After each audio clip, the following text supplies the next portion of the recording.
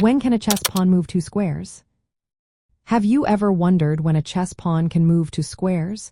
This is an interesting aspect of pawn movement that can really influence the game. Let's break it down. Each player starts with 8 pawns. For white, these pawns are lined up on the 2nd rank, while black has theirs on the 7th rank. Now, here's the key point. On its very first move, a pawn has a special option. It can move either 1 square or 2 squares directly forward. However, this only applies if both squares in front of it are unoccupied. Once a pawn has moved, it loses the ability to move 2 squares.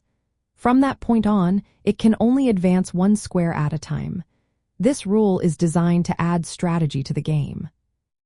It's also important to note that a pawn cannot move 2 squares if the square immediately in front of it or the one 2 squares ahead is occupied by any piece. This means you have to think carefully about your pawn's position before making that 2-square move. Now, let's talk about a unique situation that can arise from this 2-square move.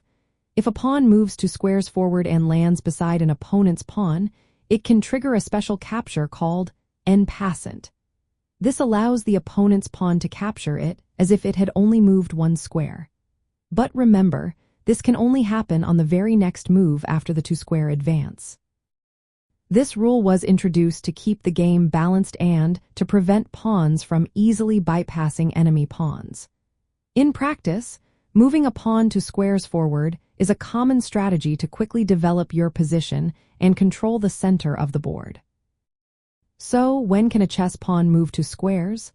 Only on its first move from its starting position, and only if the path is clear. After that, it will move 1 square at a time. Understanding this can really help you make better decisions in your chess games.